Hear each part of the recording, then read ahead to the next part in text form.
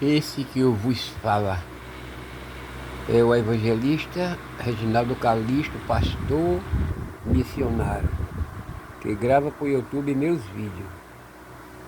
Eu quero falar 5 itens que Deus não faz. Tudo ele faz, agora existe 5 itens que ele não faz. Tá certo? Primeiro, o meu Deus, Criador de todo o universo, ele não faz mal para ninguém. O meu Deus, Criador de todo o universo, ele não despreza ninguém. O meu Deus, Criador de todo o universo, ele não despreza ninguém. O meu Deus, Criador de todo o universo, ele não odeia e nem separa ninguém, porque todo ele ama. Porque ele ama porque tem o amor que ninguém pode ter. Nós temos o amor filamã, nós temos o amor paterno, que é de irmão para irmão. Temos o amor filamã, que é de filho para com mulher e para com o esposo. Mas não temos o amor de Deus. Porque o amor de Deus é um amor que ninguém pode ter. Ele tem o amor ágape, e esse amor ágape é dele, ele não dá para ninguém. Você tem um amor paternal, que é de irmão para irmão, cidadão para cidadão, porque tem que amar mesmo, que a palavra manda. E tem o amor filamor, que é de filho para com pai e de esposa, mulher para com homem. E o amor ágape Deus não dá para ninguém. E eu vou dizer 3 coisas que Deus não é. Deus não é mal entendido, tá? Deus não é mal criado. Deus não é desconsiderador. Deus ele ama. Ele chama você, ele unge com a sua palavra. Ele chama você para o seu redil. Ele é pastor de ovelha, porque ele tem o amor ágape. Sabemos que pastor de ovelha, ele tem seu cajado.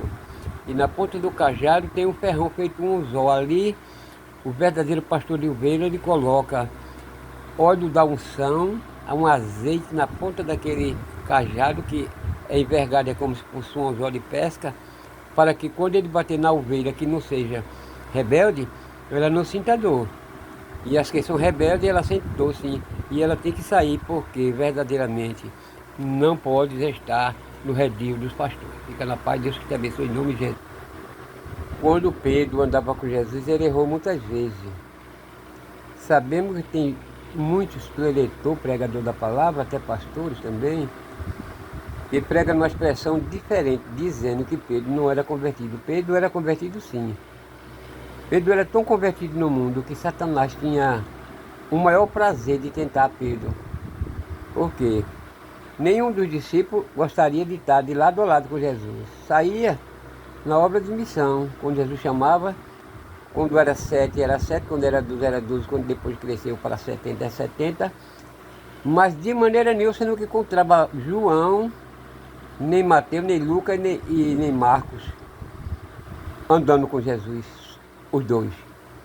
Agora Pedro não largava os pés de Jesus. Pedro, ele era servo sacerdote de Jesus, imprudente mesmo ele era, daquele homem de coragem, tá? Porque quando foram prender a Jesus, o rei mandou o sacerdote Michael prender a Jesus, porque procurava ele. Foi no dia que Pedro estava também com Jesus. E ali Pedro, sabendo que verdadeiramente o sacerdote Michael ia prender a Jesus, Pedro, por que não Cirineu?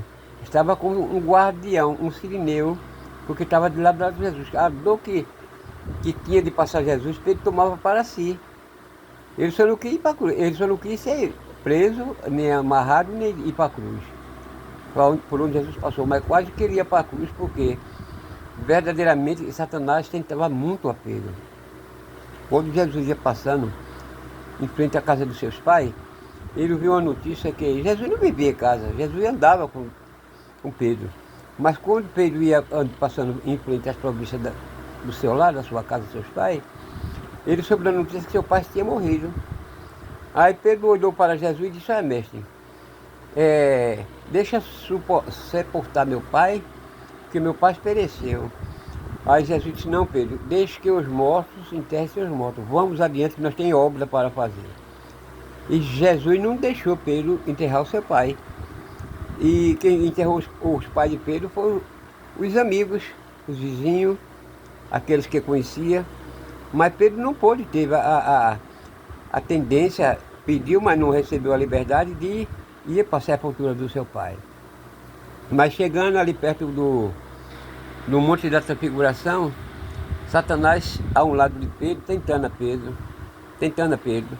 E quando ele tentava, Pedro falava coisa que não agradava ao Senhor. Aí o Senhor disse que não sabes tu, Pedro, que Satanás deve se andando contigo, deve te tentando direto. Sai para atrás de mim, Satanás, porque Pedro recebia a tentação de Satanás e falava coisa que não agradava ao Senhor. Aí está no Monte da Transfiguração. Apareceram dois figurativos.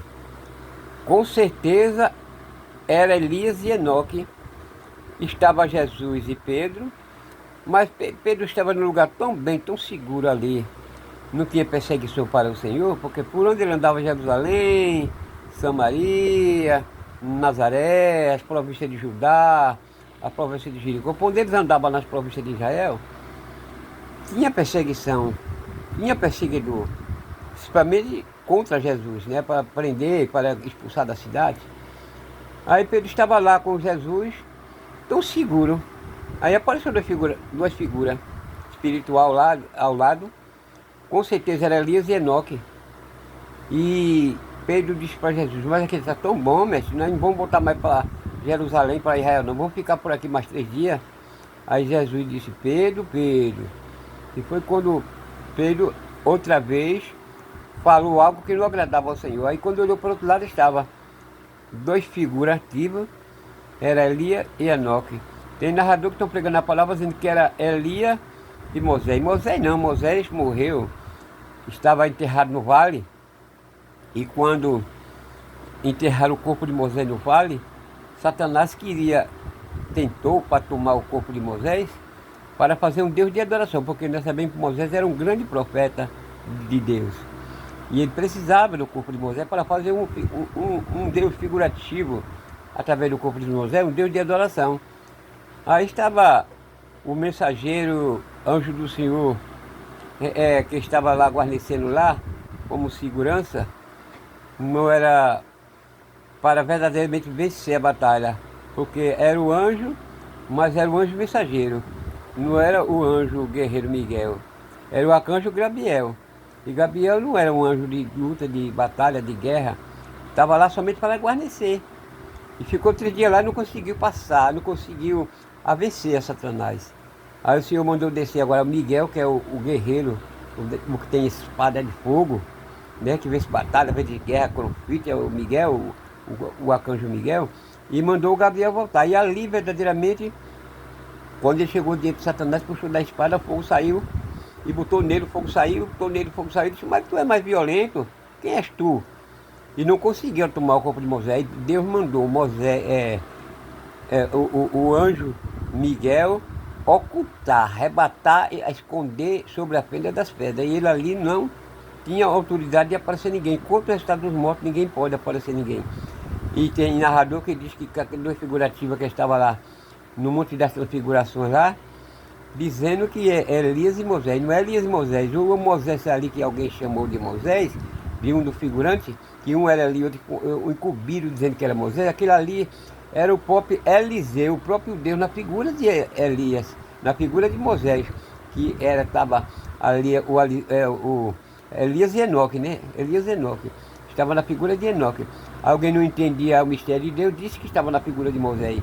Porque as duas oliveiras que vai descer para um grande conflito lá na Grande Magedon, antes de acontecer a Grande Magedon, os dois que estão guardados com Cristo são Elias e Enoque. Esses aí vão vencer a grande peleja, vão evangelizar 40 dias e 40 noites, 4 semanas, 4 meses e 4 dias.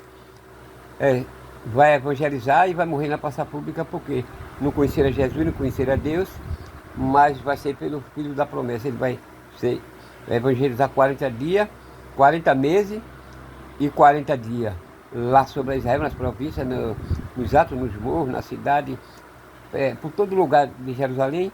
E depois vai ser rejeitado também, porque eles não aceitaram a Cristo.